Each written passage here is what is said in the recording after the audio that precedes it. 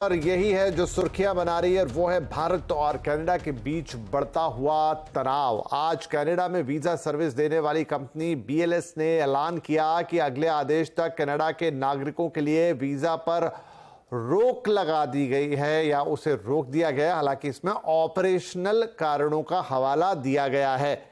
Operation कारण के कारण वो नहीं दे पा रहे हैं। अभी तक सरकार की तरफ से इस पर कोई ठोस सफाई नहीं आई है। विदेश मंत्रालय की अहम प्रेस कॉन्फ्रेंस बस अब से कुछ ही देर में ठीक 4 बजते ही शुरू हो जाएगी, जो हम आपको सीधी सुनवाएंगे। बताया ये भी जा रहा है कि इसके पीछे कुछ बड़े फैसले के बारे में सरकार बता सकती है। अब क्या होगा ये हमें प्रेस कॉन्फ्रेंस से ही साफ होगा। लेकिन 2 बड़ी घटनाएं हैं। एक सुक्खा का कनाडा में मारा जाना, जो कि एक बड़ा आप कह लीजिए खालिस्तानी समर्थक था, और दूसरा जो ये वीजा वाला मामला। चलिए इन पूरी अहम खबर पर हम और बातचीत करते हैं। हमारे साथ हमारे सहयोगी लक्ष्मण रॉय जुड़ गए हैं। तो लक्ष्मण, भारत और कनाडा दोनों के राजनीतिक कदम उठाए जा रहे हैं, दोनों तरफ से कह लीजिए। पहले उनके प्रधानमंत्री का बयान आता है, फिर भारत की तरफ से अब ये जो वीजा वाली चीजें, हालांकि ये सरकारी कदम के तौर पे तो अभी नहीं कहा जा सकता, लेकिन जो एजेंसी हैंडल करती है उसने कहा है कि ऑपरेशनल रीजन से वो ऐसा कर रही है। लेकिन तथ्य ये है कि वीजा फिलहाल रोक दिया गया है जो कनाडियाई नागरिक हैं, और इसके चारों तरफ ढेर सारी कहानियां चल रही हैं। आप हमें पूरा समय बताएं कि हो क्या रहा है। देखिए, दरअसल ये पिछले 72 घंटे से कहें तो लगातार कुछ न कुछ डेवलपमेंट यहाँ पे हो रहा है। और अब जो ताज़ा हालात वो ये हैं कि कनाडा के लोगों के लिए भारत में आना अब थोड़ा सा मुश्किल है, क्योंकि जो एजेंसी कनाडा के लोगों के लिए, कनाडा के नागरिकों के लिए जो वीज़ा एप्लीकेशन को प्रोसेस करती थी, उस एजेंसी ने ये कहा है कि ऑपरेशनल कारणों से हम फिलहाल वीज़ा नहीं ले पाएंगे। और ये कब तक नहीं ले पाएंगे इसकी कोई जानकारी नहीं दी है। दोपहर में 12 बजे अचानक से उनकी वेबसाइट पे ये नोटिफिकेशन आया। हालांकि 45 मिनट 1 घंटे के भीतर भीतर उस नोटिफिकेशन को हटा दिया गया, और हटाने के बाद दोबारा से फिर डाल दिया गया। लेकिन अभी तक भारत सरकार की तरफ से, भारत के विदेश मंत्रालय की तरफ से कोई आधिकारिक बयान नहीं आया है कि क्या उन्होंने कनाडा के लोगों को वीजा देना बंद कर दिया है कि नहीं। तो ये अभी तक स्थिति ये है। अब से कुछ ही मिनटों में विदेश मंत्रालय की प्रेस कॉन्फ्रेंस होनी है। हालांकि ये रूटीन प्रेस कॉन्फ्रेंस होती है, हर हफ्ते 4 बजे प्रेस कॉन्फ्रेंस होती है, लेकिन आज ये मुद्दा छाया रहेगा। तो आज जो इस पूरा असमंजस की स्थिति है उस पर से पर्दा उठ जाएगा। उधर रही बात कि भारत के नागरिकों को कनाडा वीजा दे रहा है कि नहीं दे रहा है, तो दरअसल जो एजेंसी वीजा प्रोसेस करती है उनका कहना था कि कल 12 बजे तक तो सारे वीजा को मंजूरी दी गई। अब फिर आज 12 बजे तक स्टेटस ये है कि जो एप्लीकेशन भेजे गए थे उनको मंजूरी दे दी गई है। तो कनाडा की तरफ से अभी कोई पाबंदी नहीं लगाई गई है। लेकिन ये जरूर है कि अब हालात थोड़े से तनावपूर्ण दिखते जा रहे हैं। लेकिन पूरी स्थिति के लिए हमें लगता है प्रेस कॉन्फ्रेंस तक इंतजार करना चाहिए। लेकिन कल तक जो स्थिति सिर्फ राजनीतिक स्तर पर जो तनाव था वो दिख रहा था, अब मुझे लगता है कि राजनीतिक स्तर से तनाव आगे बढ़ता हुआ दिख रहा है,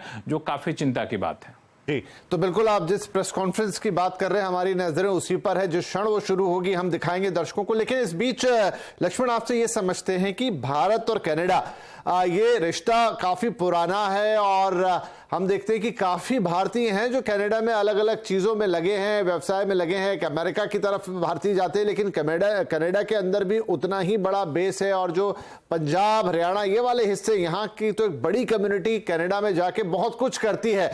क्या अहमियत है भारतीयों की कनाडा के अंदर? देखिए, कनाडा के अंदर भारतीयों की अहमियत काफी ज्यादा है। इसका अंदाजा लगाने के लिए कि मैं कुछ आंकड़े आपके सामने रखूंगा कि भारत के जो लोग कनाडा जाते हैं, अगर वो देखें तो वहां से जो रेमिटेंस होता है, कनाडा से जो पैसा आता है, वो पैसा $3,833 मिलियन 2021 में आया है। ये हर साल बढ़ता जा रहा है। इंडिया में मैं आपको रोक रहा हूं क्योंकि जिस प्रेस कॉन्फ्रेंस का हम इंतजार कर रहे थे वो शुरू हो गई। उसके बाद मैं आपसे ये पूरा डिटेल लेता हूं। सीधे चलते हैं उस प्रेस कॉन्फ्रेंस में। Questions on a particular topic. Sir Siddhant from Beyond, continuing with the question on Canada. The Canadian Prime Minister used words like potential link, and we saw the Foreign Minister also using words like maybe, if proven. We also saw comments of the US Ambassador yesterday saying that the investigation can be prejudiced. How do you, or what do you make out of these comments which are coming out?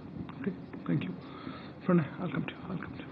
Pranay Upadhyay news से Canada के साथ हमारी strategic partnership है, लेकिन strategic partnership में जिस समय की ऐसी स्थिति है तो क्या वो भी रिव्यू में? और दूसरी चीज़ एक क्लैरिफिकेशन चाहिए था कि BLS जो कि वीज़ा प्रोसेसिंग एजेंसी है उसने नोटिफिकेशन लगाया है कि वीज़ा प्रोसेसिंग सस्पेंडेड है इस समय, तो क्या उसका स्टेटस है? क्या कनाडा से इंडियन वीज़ा इस समय सस्पेंड है?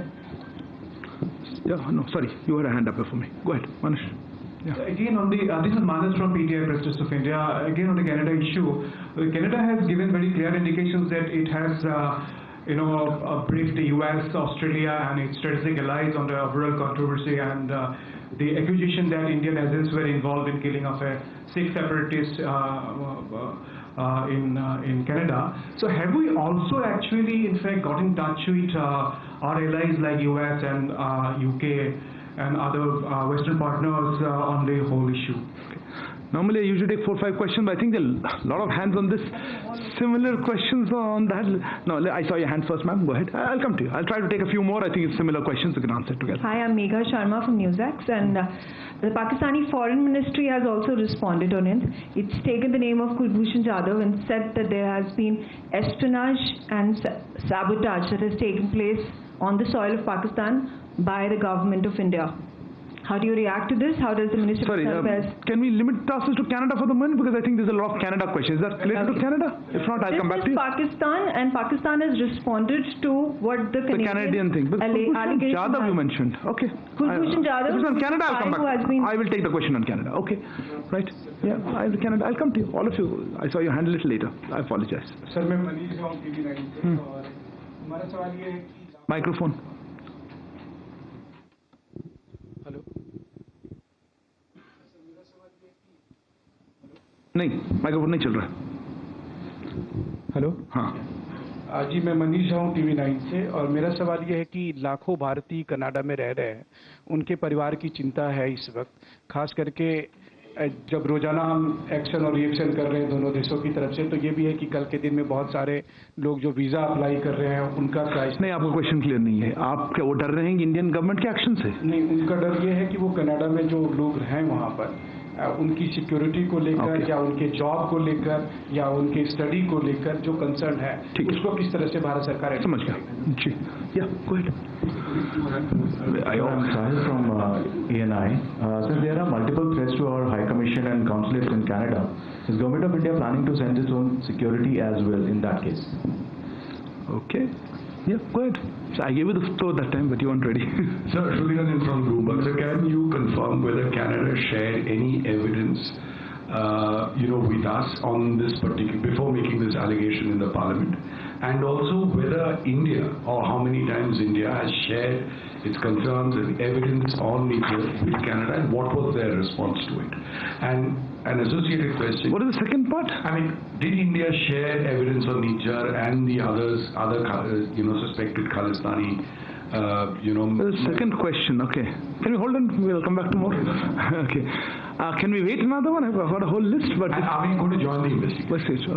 I'll come back to you. Why don't I take yours? Yes, go ahead. Yeah, you. Yeah. Hi sir, Rajesh here from the Wall Street Journal. Wanted to ask a question. Just a second. Not ready? Beyond issuing robust denials, what is India's strategy on countering the allegation, which carries a risk of reputational harm to India's global standing? Okay, fair enough. If it's just on this, otherwise I still see many hands. Maybe one more round? Yeah. So, Meghna from DD News. Is ME considering any specific advisory for the Hindu Canadians? Because we have seen an advisory for Indian in view of the threats that have emerged. Okay. Maybe I will hold off. I think I just see too many hands around. Okay. Let me start with some of the... Rishabh, your query was on diplomats, Canadian diplomats here. Yes, we have informed the Canadian government that there should be parity in strength and rank equivalence in our diplomatic presence, in mutual diplomatic presence. Their numbers here are very much higher than ours in Canada. The details of this are being worked out, but I assume there will be a reduction from the Canadian side. There was a query, I think you mentioned, let me take it in a different order. Siddhant, you had a comment on words used by Canadian Prime Minister, Foreign Minister, and then Yes, I do think there is a degree of prejudice here, They have made the allegations, they have taken action on them.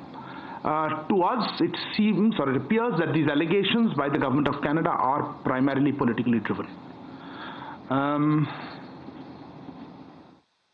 Manush, your query was on briefing our partners, etc. Look, on this one, as I said, we have been, of course, engaged with our partners on various issues, particularly including this one.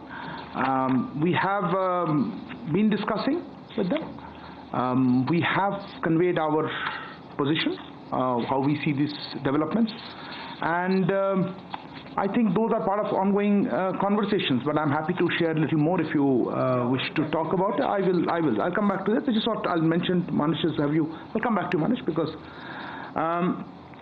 let me just make a couple of other points. I think, Sudhi, you had a query about Canada sharing any information. No, let me clarify. No specific information has been shared by Canada on this case, either then or before or after. We have, as we have said, or I think it's been made very clear, we are willing to look at any specific information. We have conveyed this to the Canadian side, made it clear to them that we are willing to look at any specific information that is provided to us. But so far, we have not received any such specific information. There was an indirect question on that. Let me also point out that from our side, very specific evidence about criminal activities by individuals based on Canadian soil has been shared with the Canadian authorities on a regular basis, but not been acted upon. So that is answer to both sides of it, I think you asked. There was a query on, I'll come back. There was a query regarding from, I think, Manish Jha, आपका प्रश्न था security पे. देखिए security के मामले पे आपने पूछा था हमारे हाँ देखिए हमने इसलिए एडवाइजरी इशू की है और डिटेल एडवाइजरी है उनको क्या करना चाहिए. एक प्रश्न और था कि कुछ ग्रुप्स या हिंदू अलग से नहीं. एडवाइजरी सारे इंडियन नेशनल्स के लिए हम इस तरह से नहीं देखते. इंडियन नेशनल्स के लिए है, स्टूडेंट्स के लिए है, जो ट्रैवल कर रहे हैं, जो वहाँ रह रहे हैं, उनकी सबके लिए एडवाइजरी है. एंड हम चाहेंगे कि वो उस एडवाइजरी को देखें और पालन करें उसका. Sahil, your query was on whether we are sending security. No, look, we have always believed that it is the host government's responsibility to provide security. If there is some places we have our own security posture also, but look, I don't want to discuss security measures in public. That's not an appropriate situation. If I could come back to what Manish, you asked about, as I said, we have ongoing conversations with friends and partners. We have made our position quite clear to them on the lines that I've outlined just now. That's why I thought I'll outline our position first, that no, there has been no specific information, and we're willing to look at that if provided. On the issue of a threat, Vinita, you mentioned for various things. Look, I don't know how to react to this. We obviously condemn any threat. But look, overall, I think we should look at the larger issue. The larger issues of terrorism. And not just, terrorism, but also the fact that it is being funded and supported, and we know this for some time, from our western neighbor Pakistan.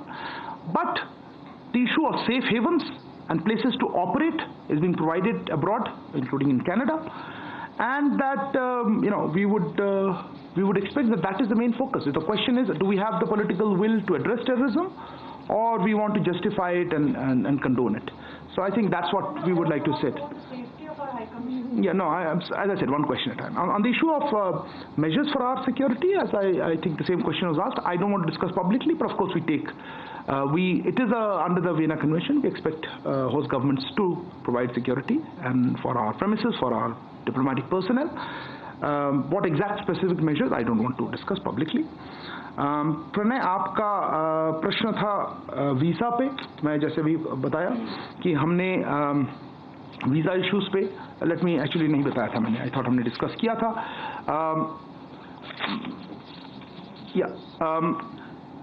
आपने देखा होगा कि हमारे जो Canada में high commissioner और consulates हैं, उनको किस तरह के सिक्योरिटी थ्रेट्स वो फेस कर रहे हैं, उसको आप जानते हैं. इससे उनका जो सामान्य कामकाज होता है उसमें बाधा पड़ी है, उससे डिस्ट्रप्शन आई है. इसीलिए हमारी हाई कमीशन और कॉन्सुलेट्स अब टेम्पररीली वीज़ा एप्लीकेशंस नहीं प्रोवाइड कर पा रही हैं। हम इस सिचुएशन को रेगुलर बेसिस पे रिव्यू करते रहेंगे, इसकी समीक्षा होती रहेगी, पर अभी के लिए ये सिक्योरिटी सिचुएशन जो कनाडा में और कैनेडियन गवर्नमेंट की इनएक्शन से रहा है, उसके लिए हम इसको अस्थायी रूप में हम इसको वीज़ा आवेदन का जो प्रोसेस है उसमें बाधा पड़ रही है और इसीलिए हमने उसको अभी उसको स्टॉप कर रखा है। I know there'll be questions on this in English, so let me say that in English. You are aware of the security threats being faced by our High Commission and consulates in Canada. This has disrupted their normal functioning. Accordingly, our High Commission and consulates are temporarily unable to process visa applications. We will be reviewing the situation on a regular basis. That's what I wanted to respond to it on Pranay's question on visas. Megha, I think you asked on Pakistan comments. I don't even know how to quite respond to that. Pakistan is the last country, I think, talking about credibility, and I don't think anybody really takes their comments seriously at all. I think that covers it. Sahil, I had talked about security. Rajesh, yeah, look, if there is any... यहाँ पर जो कई सवालों के जवाब दिए हैं अरिंदम साहब ने, और यहाँ पर वो कह रहे हैं कि हाँ, कैनेडियन प्राइम मिनिस्टर ने जो रिमार्क दिए थे, जो एलिगेशन लगाए थे, वो लगता है कि पॉलिटिकली ड्रिवन है और कोई स्पेसिफिक क्लैरिफिकेशन अभी तक कनाडा की तरफ से आया नहीं है। एडवाइजरी भारत ने जारी की है खासतौर पे स्टूडेंट्स के लिए, लेकिन जो सबसे इम्पॉर्टेंट था वीज़ा वाला सवाल, जिसको लेकर आज काफ़ी गहमा गहमी रही, तो उन्होंने कहा कि हाँ, सिक्योरिटी थ्रेट्स जो मिल रहे हैं वहां पर इंडियन हाई कमिश्नर और काउंसलेट को, और उसकी वजह से उन्हें जो प्रोसेस करने में बाधा हो रही है, जो अपना वो नियमित कामकाज नहीं कर पा रहे हैं। लक्ष्मण, आप सुन रहे हैं, आपने भी पूरी बातचीत सुनी होगी, उसकी वजह से फिलहाल के लिए ये प्रोसेस होल्ड कर दी गई है। सिचुएशन को देखा जा रहा है और आगे रिव्यू करेंगे। तो क्या माने, अब ये सरकार की तरफ से आधिकारिक बयान आ गया है कि हाँ, उन्होंने ही काउंसलेट और हाई कमिश्नर, जो कि वीजा प्रोसेस करने में एक सुप्रीम अथॉरिटी होती है, जो भी एजेंसी करती है, अभी तक हम बीएलएस की बात कर रहे थे, वो तो एजेंसी हुई, लेकिन जो फाइनल सील ठप्पा और अप्रूवल होता है वो काउंसलेट की तरफ से आता है, और वहां पर सरकार ने कह दिया है कि अब उन्होंने ही रोका है। बिल्कुल, दरअसल ये एक तरीके से कहें कि ये कहना कि भारत सरकार ने कनाडा के लोगों का भारत में आने पर पाबंदी लगा दी है, ये लाइन अब तकनीकी तौर पर सही नहीं होगा, लेकिन इफेक्टिवली व्यवहारिक तौर पर यही है। तकनीकी तौर पर अब स्थिति यह है कि चूंकि जो एजेंसी वीजा प्रोसेस आवेदन लेती है, सारे डॉक्यूमेंट को वेरीफाई करती है और अंतिम मंजूरी के लिए काउंसलेट में भेजती है, वहां पे काउंसलेट में चूंकि सुरक्षा कारणों से कामकाज काफी बुरी तरह प्रभावित हो रहा है, और ऐसे में वीजा के एप्लीकेशन को प्रोसेस कर पाना मुश्किल हो रहा है। इसलिए हम फिलहाल वीजा जारी नहीं कर रहे हैं। ये आधिकारिक बयान सरकार की तरफ से माना जाए, भारत के विदेश मंत्रालय की तरफ से माना जाए, लेकिन कब हम वीजा प्रोसेस को शुरू करेंगे दोबारा से, इसकी भी कोई डेडलाइन यहां पर नहीं दी गई है। ये अपने आप में बड़ी बात है, लेकिन ये साफ है कि अभी फिलहाल कनाडा के नागरिकों को, कनाडा से लोग जो यहां आ रहे हैं, जिनको वीजा चाहिए भारत आने के लिए, वो वीजा नहीं मिल पाएगा। लेकिन अब ये जो वजह बताई गई है, वजह बहुत खास है, क्योंकि भारत इसके जरिए एक बात और साफ कहना चाह रहा है कि भारत के जो लोग वहां पे हैं, डिप्लोमेट्स हैं, जो ऑफिशियल हैं वहां पे मिशन में, काउंसलेट में काम कर रहे हैं, उनको बेहतर सुरक्षा व्यवस्था प्रदान की जानी चाहिए। वो भी एक बड़ी बात है जो इन्होंने कहा भी है। एक और महत्वपूर्ण बात कही कि जो आपसी समझौता होता है उसके मुताबिक हमारे जितने स्टाफ आपके देश में हैं, उतने ही स्टाफ आपके हमारे देश में होने चाहिए। लेकिन कनाडा के जो स्टाफ है भारत के काउंसलेट में, भारत के मिशन में दिल्ली में, वो काफी ज्यादा है तुलना करें तो भारत के जो स्टाफ वहां पे हैं। तो वैसे में ये रीएडजस्टमेंट की जो बात चली जा रही थी, इसका मतलब साफ है कि कनाडा के एम्बेसी से, मिशन से कुछ लोग जाएंगे वापस अपने देश, भारत को छोड़ना होगा। ये एक बड़ी बात है। तो ये एक वीजा प्रोसेस में मुझे लगता है कि अब थोड़ा सा वक्त लगेगा। अब एक और अब अटकलें सामने आएंगी कि अब कनाडा किस तरह से कदम उठाता है, ये महत्वपूर्ण होगा। लेकिन बातचीत से मुझे साफ लग रहा है कि स्थिति सुलझने के आसार बहुत जल्द नहीं दिख रहे हैं। हालात बड़े ही तनावपूर्ण है, और उन्होंने साफ तौर से कहा है कनाडा ने हमें कोई भी सबूत नहीं मुहैया कराए हैं, जबकि हमने ठोस सबूत मुहैया कराए हैं। उन्होंने यहां तक कह दिया कि कनाडा के जो भी एक्शन है वो राजनीति से प्रेरित है और उसका कोई आधार नहीं है। तो मुझे लगता है अपने आप में काफी बड़ा बयान है विदेश मंत्रालय का, और अब कनाडा को मुझे लगता है कि इस बयान के बाद अपने आप को थोड़ा सा नरम रवैया अपनाना पड़ेगा और भारत की तरफ से दिए गए सबूत पर गंभीरता से विचार करना पड़ेगा, और भारत को अलग थलग करने की कोशिश जो कनाडा की है वो मुझे लगता है कि बहुत हद तक कामयाब नहीं हो पाएगी। और आज का